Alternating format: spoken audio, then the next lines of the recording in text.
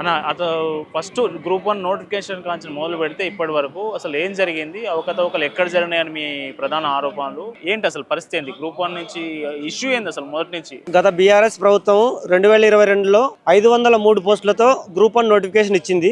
అక్టోబర్లో ఫిలిమ్స్ పరీక్ష జరిగితే అది మార్చిలో పేపర్ లీకేజ్ వల్ల అది రద్దయింది. తర్వాత మళ్ళీ పరీక్ష జరిగింది, మళ్ళీ రద్దయింది. తర్వాత ఎలక్షన్ జరిగిన తర్వాత ఈ కొత్త ప్రభుత్వం వచ్చింది. వచ్చిన వెంటనే 2024లో 560 పోస్టులు పెంచి 563 పోస్టులతో ఒక నోటిఫికేషన్ గ్రూప్ 1 నోటిఫికేషన్ ఇచ్చింది. ఇచ్చేటప్పుడే గత ప్రభుత్వం 55 జీవో ఇచ్చేసి ఎస్సీ ఎస్టీ బీసీలకు కంపార్ట్మెంటల్ రిజర్వేషన్ ఇచ్చింది. కానీ ఈ ప్రభుత్వం 29 జీవో నెంబర్ 29 తీసుకొచ్చి ఎస్సీ ఎస్టీ బీసీలకు రిజర్వేషన్ తీసేసింది. అలాగే ఈ నోటిఫికేషన్లో are you belongs to Telangana పీపుల్కి చెందిన వాళ్ళ అనే ఒక కాలం ఉండేది ఇదివరకు నోటిఫికేషన్లో. కానీ ఈ నోటిఫికేషన్లో అది కూడా తీసేసింది. అంటే నోటిఫికేషన్ ఇచ్చిన కాంచి అవకతవకలకు తెరదీసే విధంగా, డౌట్ వేసే విధంగా ఈ ప్రభుత్వం ఈ నోటిఫికేషన్ కంటిన్యూ చేసింది.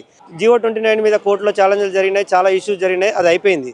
దాని తర్వాత ఏమైంది అని అంటే ఇప్పుడు మెయిన్స్ పరీక్ష జరిగింది. మెయిన్స్ పరీక్ష జరిగిన తర్వాత ఈ మధ్యనే ఒక నెల రోజుల క్రితము జిఆర్ఎల్ పెట్టి రిజల్ట్ ఇచ్చేసింది. ఆ రిజల్ట్లో 563 పోస్టులకు గాను ఒక్క మెంబర్ కూడా తెలుగు మీడియం అభ్యర్థి లేరు. అంటే 563 మందిలో ఒకటి నుంచి ఒక ఐదుగురు మీద పట్టుమని 5 లేకపోవడం చూస్తే ఈ పరీక్షలో ఈ మెయిన్స్ పరీక్షలో అవకతవకలు జరిగినమాట వాస్తవము. తెలుగు మీడియం అభ్యర్థులు 9,000 మంది రాస్తే పట్టుమని 5-10 మంది కూడా లేకపోవడము. ఒకవేళ మేము అడిగినా కూడా పబ్లిక్ సర్వీస్ కమిషను ఆ డేటాను మాకు బయటికి చెప్పకపోవడం చూస్తుంటే ఇందులో తెలుగు మీడియం అభ్యర్థులు కావాలనే పక్కకు పెట్టడం లేదు అని అంటే వీళ్ళు ఎవాల్యుయేషన్ ప్రాసెస్లో సైంటిఫిక్ అప్రోచ్ ఫాలో కాకపోవడం జరగడం వలన ఇదంతా జరిగిందని మేము భావిస్తూ ఉన్నాం.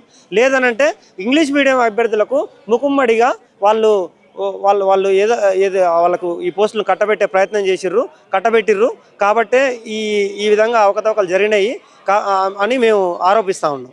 నెక్స్ట్ మీ భవిష్యత్తు కార్యాచరణ ఎట్లా ఉండబోతుంది? భవిష్యత్ కార్యాచరణ ఆల్రెడీ మేము కోర్టులోకి వెళ్ళినాము. కోర్టులో కూడా యాక్చువల్గా ఎక్కడ ఏం జరిగింది, అసలు ఏం టెక్నికల్ గ్రౌండ్స్లో అన్ని కోర్టు పరిశీలిస్తూ ఉన్నది. ఈ మధ్యనే నిన్న కూడా కోర్టు స్టే ఇవ్వడం జరిగింది, రిజల్ట్లు బయటికి తీయొద్దు అని. ఎందుకు అనంటే వాళ్ళు టీజీపీఎస్సీ తరపు నుంచి వచ్చిన లాయర్లు వాళ్ళు కూడా క్లారిటీగా చెప్పట్లేరు కోర్టుకు. కాబట్టి కోర్టు ఈ విధి విధానాలన్నింటినీ చెక్ చేస్తున్నది. చెక్ చేసి తదుపరి కార్యాచరణ కోర్టు ఏం చెప్తుందో వింటాము. అట్ ద సేమ్ టైము మేము టీజీపీఎస్సీని ఈ విధంగా మేము ధర్నాతో ఇప్పుడు ఈ ప్రజలకు తెలియజేస్తూ ఉన్నాము. పబ్లిక్ సర్వీస్ కమిషన్ అనేది రూరల్ పీపుల్కు, తెలుగు మీడియంలో చదివిన పీపుల్కు, ఎలైట్ కాని పీపుల్కు వీళ్ళందరికీ అగనెస్ట్గా వెళ్తూ ఉన్నది. తెలంగాణ ఉద్యమం చేసిన విద్యార్థులకు వీళ్ళందరినీ అవమానిస్తూ ఉన్నది. కాబట్టి మేము ఈ విధంగా సోషల్ ప్రెజర్గా ధర్నా చౌక్లో ఇది రోజు ధర్నా చేస్తూ ఉన్నాం. తర్వాత మేము అందరం అఖిలపక్షం వాళ్ళు అందరినీ కలిసి మీటింగ్ పెట్టి చెప్తూ ఉంటాం. At the same time intellectuals వీళ్ళందరికీ కలిపి మాకు జరిగిన అన్యాయాన్ని తెలియజేస్తూ ఈ పబ్లిక్ సర్వీస్ కమిషన్ మీద మరియు ఈ ప్రభుత్వం మీద ఒత్తిడి పెంచుతాము. ఖచ్చితంగా ఈ కార్యాచరణ ఉంటుందని మేము తెలియజేస్తా ఉన్నాం. ఏంటి పరిస్థితి? గ్రూప్ 1 ఉద్యమం ఆగిపోయినట్టేనా? ఎక్కడ ఏది అసలు ఆందోళన కనిపిస్తలేదు, ప్రభుత్వం నుంచి స్పందన కనిపిస్తలేదు, మీ నుంచి ఉద్యమం కనిపిస్తలేదు, ఏంది పరిస్థితి? అన్న ప్రభుత్వం నుంచి స్పందన ఎప్పుడు కనిపించదు. అది స్పందన కనిపిస్తే ప్రజలు ఎందుకు ఈ విధంగా రోడ్ల మీదకి వస్తారు? మీరు రోడ్ల మీదకి వచ్చినాం కాబట్టి మీరు కూడా మా సమస్యలు తీసుకోవడానికి మీరు బయటకు వస్తున్నారు. ప్రభుత్వం ఎప్పుడు అట్లనే ఉంటుంది. నిరుద్యోగులు అనేటటువంటి వాళ్ళు ఏమీ చల్లవలేదు. కాకపోతే ఇక్కడ కొన్ని టెక్నికల్ ఇష్యూస్ వచ్చినాయి కోర్టులో వచ్చినట్టు. ఏమైనాయంటే గ్రూప్ 1లో ఇప్పుడు ఉన్నటువంటి వాళ్ళు ఎక్కువ ఉద్యోగులు ఉన్నారు.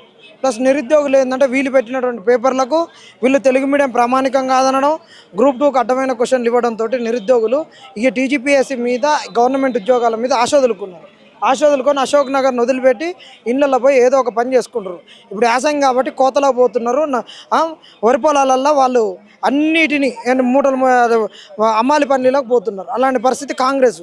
ఆ రోజు బీఆర్ఎస్ అమ్మాలి పని అన్నప్పుడు కాంగ్రెస్ వాడు వచ్చి మేము వచ్చి చదివిపిస్తాం ఉద్యోగాలని ఇలా కాంగ్రెస్ వాడే అమ్మాలి పని పంపిస్తున్న పని ఇలా కనిపిస్తున్నది.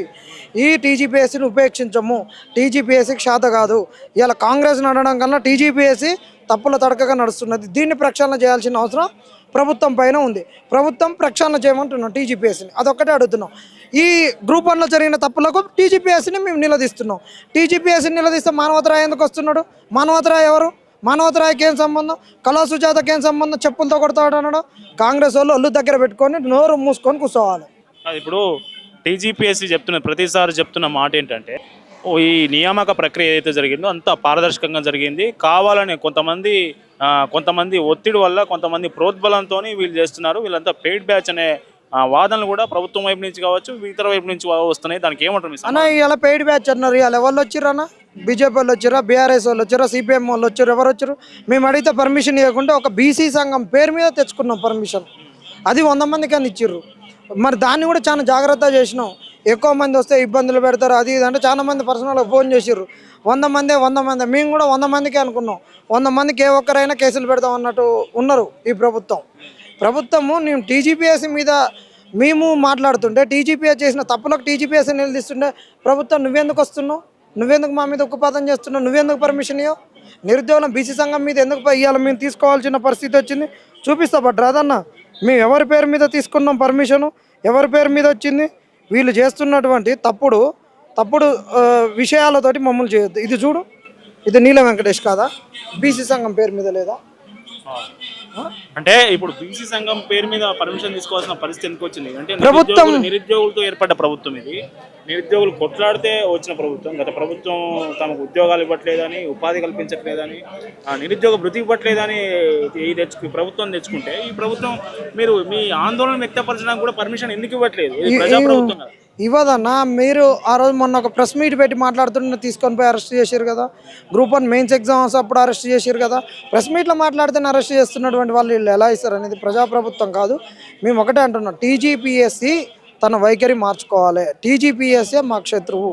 వాళ్ళు ఏ ప్రభుత్వం అని ఉండని, నువ్వు ప్రభుత్వానికి తలొగ్గకు. ఆ రోజు బీఆర్ఎస్కి తలొగ్గినవా, మరి ఈరోజు కాంగ్రెస్కి తలొగ్గుతున్నావా? మరి వచ్చి ఇప్పుడు కోర్టులని నేను రాజ్యాంగబద్ధ సంస్థను మాకు ఆ స్వతంత్రం ఉన్నదని కోర్టులో వాదిస్తావు. మరి కోర్టులో వాదించినప్పుడు మరి నువ్వు ఎందుకు ఈ తలతిక్క సమాధానం చెప్తున్నావు? నువ్వెందుకు తెలుగు ప్రామాణికం కాదని చెప్తున్నావు? రాజ్యాంగంలో మరి ప్రాంతీయ భాషలకు ఉన్నది కదా. నువ్వు యూపీఎస్సీ ద్వారా వచ్చినటువంటి వాళ్ళే కదా. మీరు ఇప్పుడు టీజీపీఎస్సీ చైర్మన్, ఇప్పుడు సెక్రటరీలుగా ఉన్నటువంటి వాళ్ళు కన్ఫర్ట్ అయ్యేసి నువ్వు యూపీఎస్సీ ద్వారా నువ్వేమన్నా చేస్తే డిఓపీటీగా ఇస్తాం కదా. మరి యూపీఎస్సీలో కూడా ఉంది కదా, 8th షెడ్యూల్లో మనకు ఉన్నాయి కదా ప్రాంతీయ భాషలు. వాటికి ఒక కాన్స్టిట్యూషనాలిటీ ఉంది కదా. మరి ఆ భాషలను నువ్వు ఎట్లా ఏ విధంగా రాజ్యాంగబద్ధ సంస్థ ఉండి అది ప్రాంతీయ భాష ప్రామాణికం కాదని చెప్తుంది ఈ రాజ్యాంగబద్ధ సంస్థ?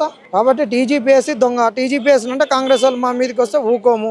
కాంగ్రెస్ వాళ్ళు ఖబర్దార్. మేము అడిగేది టీజీపీఎస్సీని, నువ్వు గమ్మున కూర్చొని ఉండని అడుగుతున్నావు. నెక్స్ట్ ఏం చేయబోతున్నాను? 100% మాకు న్యాయం జరిగేంత వరకు మా పోరాటం కొనసాగుద్ది. మీరు అన్కండిషనల్గా మాకు పర్మిషన్ని మా సత్తా ఏందో మేము చూపిస్తాం. కండిషనల్గా మమ్మల్ని నిర్బంధించండి అంతే. దీనికి బీజేపీ సహకరించాలా, బీఆర్ఎస్ సహకరించాలి. రేపు జరిగేటటువంటి ఢిల్లీలో పోరాటానికైనా, కోర్టులో పోరాటానికైనా ఖచ్చితంగా ప్రతిపక్షాలు సహకరించాలని మేము అడుగుతున్నాం. ఓకే, ఇది మనకు నిరుద్యోగులు ఏదైతే ఉద్యోగార్థులు ఉన్నారో గ్రూప్ 1 సంబంధించి వాళ్ళు ఇక్కడ ఆందోళన చేస్తున్నారు ధర్నా చౌక్లో. వాళ్ళు చెప్తున్నది ఒకటే, గ్రూప్ 1లో ఖచ్చితంగా అవకతవకలు జరిగినాయి. దీని మీద ప్రభుత్వం వెనక్కి తగ్గి దీని మీద విచారణ జరిపించాలి. గ్రూప్ 1 అవసరమైతే రద్దు చేసి మళ్ళీ ఎగ్జామ్ పెట్టాలని ఇక్కడ గ్రూప్ 1 అభ్యర్థులు, యాస్పిరెంట్లు, నిరుద్యోగులు డిమాండ్ చేసిన పరిస్థితి కనిపిస్తూ ఉంది. కెమెరామెన్ కిరణ్తో కరుణాకర్, ధర్నా చౌక్.